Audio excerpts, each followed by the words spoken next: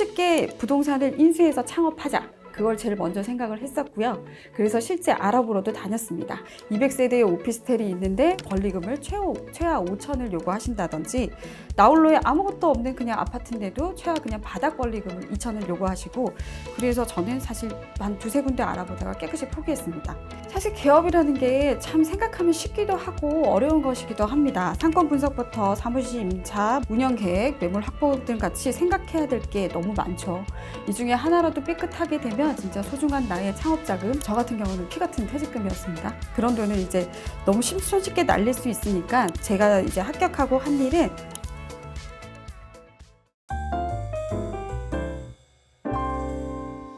구독자 여러분 안녕하세요. 금주머니TV입니다. 요즘 감기 너무 매섭습니다. 감기 조심하시기 바랍니다. 10월 28일에 공인중개사 2차 시험이 진행된 데 이어 드디어 최종 합격자가 발표됐습니다. 오늘 금주머니TV는 어른들의 수능, 평생 자격증이라 불리는 공인중개사의 역할과 함께 시험 합격 후에 창업을 고민하시는 분들을 위해서 특별한 순서를 준비했습니다. 심영석 우대빵 부동산 연구소장, 이은정 우대빵 부동산 공인중개사 함께 자리하셨습니다. 안녕하십니까? 우리 이은정 공인중개사님 상당히 감회가 새로울 것 같습니다. 예전에 합격하시고 난 이후에도 어떤 생각이 드셨는지 좀 말씀해 주시죠.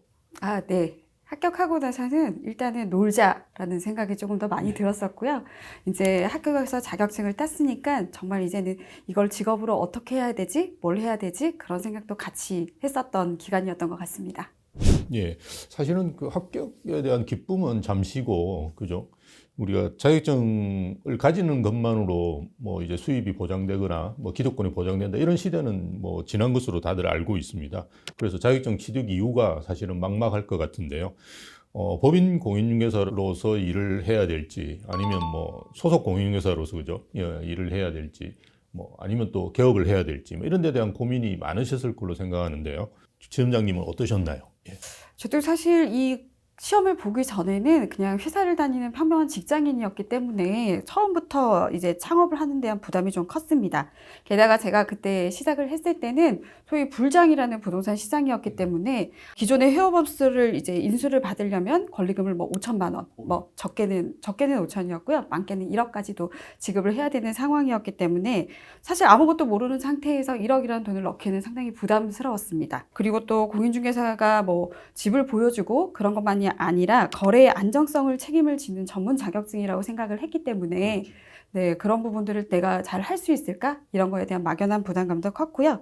그래서 저는 이게 조금 더 실무를 배우고 그다음에 전문적인 실력을 향상을 시켜야 된다고 생각을 했습니다. 그래서 사실 개업보다는 법인 소속의 공인중개사 그런 쪽으로 조금 더 많이 알아봤었고 소속 공인중개사로서 업무를 시작하게 되었습니다.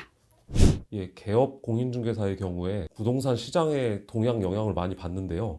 거래가 많이 안 되어서 폐업하는 경우도 있지만 준비가 덜 되었거나 중개업에 대한 이해가 부족해서 그런 경우도 있는 것 같은데요. 개업 준비는 어떻게 해야 됩니까? 사실 개업이라는 게 참 생각하면 쉽기도 하고 어려운 것이기도 합니다. 상권 분석부터 사무실 임차, 뭐 운영 계획, 매물 확보 등 같이 생각해야 될 게 너무 많죠. 이 중에 하나라도 삐끗하게 되면 진짜 소중한 나의 창업자금, 뭐 저 같은 경우는 피 같은 퇴직금이었습니다. 그런 돈을 이제 너무 손쉽게 날릴 수 있으니까 제가 이제 합격하고 한 일은 손쉽게 부동산을 인수해서 창업하자. 그걸 제일 먼저 생각을 했었고요. 그래서 실제 알아보러도 다녔습니다. 갔더니 뭐 200세대의 오피스텔이 있는데 부동산이 2개 있다고 해서 권리금을 최하 5천을 요구하신다든지, 나홀로에 아무것도 없는 그냥 아파트인데도 최하 그냥 바닥 권리금을 2천을 요구하시고, 그래서 저는 사실 한 두세 군데 알아보다가 깨끗이 포기했습니다. 왜냐하면 그 돈을 주고 제가 그걸 위해서 더 가치를 높일 수 있다라는 자신이 없었기 때문이죠. 그래서 여러 가지 방법의 개업 형태를 다시 고려하기 시작했습니다. 공인중개사 창업 유형으로 뭐 개인형, 기업형, 뭐 회원형 뭐 이런 것들이 있다고 하는데 이게 구체적으로 어떤 건가요? 기업형은 제가 지금 몸담고 있는 우대빵 중개법인과 같이 기업과 위탁 혹은 위촉 계약을 맺고 가맹점 이런 개업을 하는 형태를 뜻합니다. 회원형은 각 아파트 단지 내에 회원들끼리 부동산이 친목회를 결성해서 회원끼리 공동중개 또는 협력중개를 하는 형태를 뜻합니다. 개인형은 기업과 계약관계도 없고 회원제에도 이제 포함되지 않는 비회원이 혼자 자립적으로 아무 데서나 그냥 정말 공인중개사를 이제 맨땅에 오픈을 하는 그런 형태입니다. 뭐 언론에서도 많이 보도되신 바와 같이 개인형 사무실의 경우는 아무것도 없는 상태에서 하다 보니까 폐업률이 상당히 높습니다. 그만큼 이제 어려운 게 중개 시장이고요. 실제 공동중개 거부 등으로 해서 오래 버티지를 못하고 있습니다. 중개 업무에서 가장 중요한 거는 사실 매물인데 이 매물 확보를 아무것도 모르는 부동산이나 처음 본 부동산에 맡기는 사람들이 많지 않기 때문에 매물 확보부터 이제 난관에 부딪히게 되시는 거죠. 그래서 저는 기업형으로 이제 시작하게 됐습니다. 이제 수험생이나 합격자 모두가 좀 궁금해하실 수 있는 질문 하나 드릴게요. 공인중개사 하면 뭘로 돈을 법니까? 그리고 사무실 유지하려면 어떤 비용들이 드나요? 공인중개사니까 중개비로 가장 많은 돈을 법니다. 근데 그 이외에도 이제 저희가 중개를 하다 보면 대출 알선이라든지 인테리어, 뭐 법무사 알선 이런 부분들이 있고요. 거기에 소금을 소정의 수수료가 나오기도 합니다. 그런데 그 비중은 그렇게 크지는 않은 편이고요. 주택이나 뭐 상가 이런 쪽은 토지 수수료율이 조금 다 이제 그거마다 다릅니다. 주택이랑 상가, 토지 같은 경우는 이제 서울을 기준으로 말씀을 드리자면 상환료율이 1,000분의 9에서 이제 협의 수수료로 돼 있고요. 아파트, 주택 같은 경우는 매매 및 교환 임대차가 5천만 원부터 15억까지 각지 구간이 세분화되어 있고 1,000분의 3부터 7까지의 범위 내에서 요율을 협의하도록 되어 있습니다. 그리고 중개사무소를 운영하려면 생각보다 많은 돈이 듭니다. 기본적으로 임대료, 광고료, 그다음에 차량 유지비, 식대 등의 운영비, 그리고 소속공인중개사를 채용하는 경우는 소속공인중개사의 뭐 인건비 이런 금액들이 듭니다. 단지 내 1층 부동산 같은 경우는 서울을 기준으로 했을 때 적어도 300만 원의 월 임대료가 들어가고요. 그다음에 광고비, 그다음에 운영비, 차량 유지비 이런 거에서 최하 200만 원 정도가 들어갑니다. 그래서 최소 뭐 좀 저렴한 데로 간다고 하셔도 한 달에 4에서 500만 원 정도의 운영비가 들고요.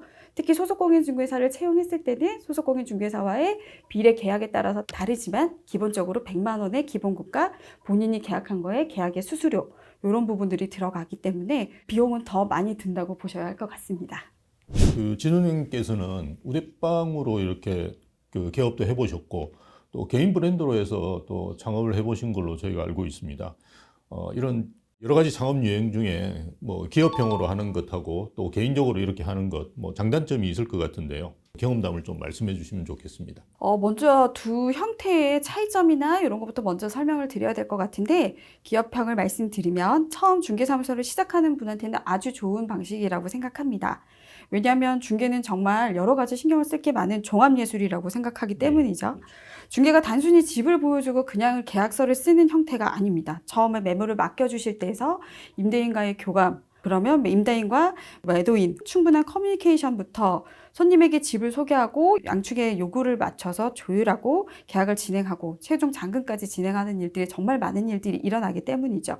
기업형은 중개, 계약 같은 경우도 각 분야의 전문가가 회사에 따로 있습니다. 그래서 저 혼자 해결하지 못하는 부분을 같이 고민하고 그렇게 해서 해결책을 만들어내고 그렇게 해서 계약을 진행합니다.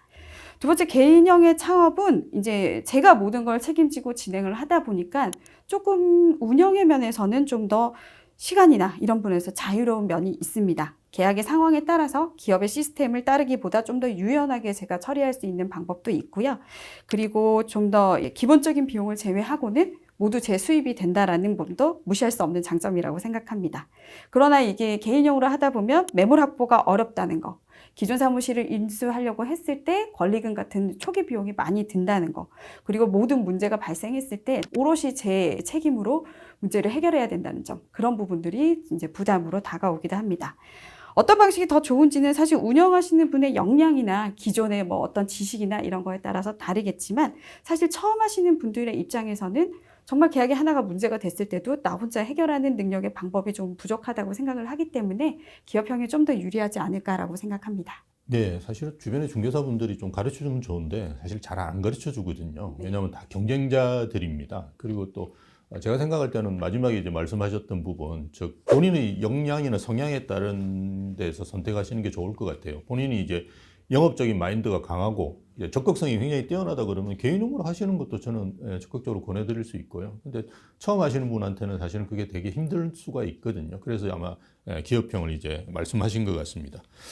사실은 그 개업하셔가지고 잘 이렇게 유지하시면 좋은데 최근에는 이제 폐업하시는 공인중개사분들도 많이 있거든요. 그래서 최근에 이제 통계 같은 걸 보면 개업하는 비율보다 오히려 폐업하시는 분들이 더 많은 이런 통계도 나옵니다. 이런 어려운 상황 속에서 공인중개사 살아남기 위해서 이제 어떤 자질이 필요하다고 보세요? 얘기하신 대로 공인중개사 자격 보유자가 50만 명이라고 합니다. 그리고 현재 개업 공인중개사가 약 11만 명이고요. 그럼에도 불구하고 저희가 길을 지나가면 모두 다 부동산으로 보이는 것처럼 많은 부동산들이 있습니다. 그런데 아쉽게도 최근은 창업보다는 폐업 중개사무소가 더 많다고 하고요. 그 이유가 생각해보면 기득권자들을 이제 뚫지 못하는 부동산, 그다음에 저희 같은 신흥 강자도 많으며 다양한 방식의 중개가 이제 되고 있기 때문에 그냥 개인이 홀로 살아남기는 좀 쉽지 않은 시장입니다. 그럼에도 불구하고 잘 되는 분들도 분명 있습니다. 제가 개인 사무실을 할 때도 그런 분들을 보면서 조금 감탄한 면도 있고요. 그런 분들을 보면 업무에 대한 자부심과 책임감이 남다릅니다. 그래서 본인이 모르는 거는 정말 밤새도록 공부를 하거나 그렇게 해서라도 모든 문제를 해결하고 조금이라도 더 공부해서 해결책을 제시하려고 합니다. 또 중개사분들이 이제 많은 분들을 만나는 직업이다 보니까 대화의 기술이나 이런 것들이 능력이 중요합니다. 같은 매물을 같은 손님에게 소개를 해도 이 부동산에서 계약을 하고 저 부동산을 외면하는 손님들의 그 특성을 보면 그런 능력들이 상당히 필요하고 저희가 매물을 소개하는 소개업자가 아닌 부동산 계약을 중개하는 중개업자라는 중개사무소를 운영하는 공인중개사임을 조금 더 명심하셔야 될 것 같습니다. 어떤 사무실이나 개업을 할 때 중요한 게 사실 입지가 제일 중요하거든요. 근데 우대방 부동산 강서지점 들어오다 보니까 우리 부동산이 2층에 있더라고요. 근데 보통 잘 되는 점포나 가게들은 다 1층에 있는데 이 2층에 있음으로 해서의 장점, 단점 어떤 것들이 있고 입지가 공인중개사 영업에 얼마나 영향을 미치는지 그 한 말씀 좀 듣고 싶습니다. 네. 예전에는 집을 구할 때는 일단 그 동네에 가서 인근 부동산에 들어갑니다. 그래서 그 후 지역의 분위기, 시세, 매물 등을 파악하고 그날 집을 보고 계약하는 형태의 중개 시스템이었습니다. 여전히 지금도 상가 상업시설 쪽에서는 많이 그렇게 하고 있고요. 근데 현재 아파트 및 주거시장은 조금 다릅니다. 지역을 방문해서 사무실에 들어가서 저희가 이 집 보고 싶은데 뭐 가능한 집 지금 바로 보여주세요 라고 했을 때 사실 매물이 10개 있으면 그날 바로 볼 수 있는 집은 2개도 채 안 됩니다. 저희가 최근에 맞벌이 등으로 인해서 뭐 평일 낮에는 이제 보여줄 수 없는 집들이 더 많고요. 집주인이든 임차인이든 약속을 사전에 하지 않고 오는 것들에 대해서 상당히 거부감을 느낍니다. 그리고 손님들 역시도 길을 지나가다가 이 아파트를 할까? 이렇게 해서 부동산에 오시는 분들은 거의 없다고 보셔도 될 것 같습니다. 네이버 등으로 온라인 매물을 충분히 파악하고 지역을 파악하고 단지도 파악한 후에 저희한테 오셔서 원하시는 매물을 선택을 해서 언제 집을 볼 수 있는지를 먼저 확인합니다. 그러면 저희가 이제 집주인분이나 이렇게 확인을 해서 보실 수 있는 예약을 잡고 집을 보고 계약을 하는 시스템이기 때문에 실제는 부동산이 유동인구가 많은 동선의 건물의 1층에 자리 잡아야 할 이유가 확실히 줄어든 거죠. 그래서 저희가 1층이 아닌 2층으로 사무실에 자리를 잡고 그로 인해서 운영비 절감 등의 효과를 톡톡히 보고 있고요. 이를 저희가 중개수수료 할인이라는 전략을 통해서 고객들과 같이 나누고 있습니다. 예, 좋은 말씀 잘 들었습니다. 그러면 이제 마지막으로 최종 합격을 해서 앞으로 중개사로 활동하실 그 합격자들께 선배 공인중개사로서 조언과 응원 한 말씀 부탁드리겠습니다. 네, 선배라고 하니까 너무 거창한 것 같아서 부끄럽습니다. 우선 합격을 너무 축하드립니다. 많은 분들이 합격하고 나니까 시험 공부할 때가 가장 행복했다고 얘기하시는데 네, 맞습니다. 시험은 나 자신과의 싸움만이었다면 합격 후는 나 자신뿐만 아니라 모든 중개 환경과의 싸움입니다. 소극적 성격이시라면 성격을 좀 더 적극적으로, 그리고 업무에 지식이 부족하시다면 지금부터라도 더 공부를 열심히 하셔야 거의 따라가는 수준이 될 수 있을 겁니다. 창업 시에 사무실 운영비 걱정부터 모든 세상의 걱정은 이제 다 짊어지셔야 된다고 보셔야 될 것 같습니다. 그래도 여전히 그 누군가에게는 합격해서 창업을 고민하시는 여러분이 희망이고 미래입니다. 이왕 이 업을 하시겠다고 시험을 보시고 합격하시고 자격증을 따셨으니까 어떻게 내가 성공할 수 있을지 조금 더 깊은 고민을 하시고 여러 경험을 하셔서 좋은 결과가 있으시길 바라겠습니다. 수많은 공인중개사님들이 공인중개사의 위상을 달리 만들어 주실 거라고 저 역시도 믿어 의심치 않고 함께 좋은 중개 문화를 만들기 위해서 저희도 더 노력하겠습니다. 금주머니 TV 오늘은 우대방 부동산 강서지점을 찾아서 개업 공인중개사의 역할과 창업에 대해서 말씀 나눠봤습니다. 앞으로 금주머니 TV는 구독자 여러분들께 유용한 정보로 계속해서 찾아뵙도록 하겠습니다. 감사합니다.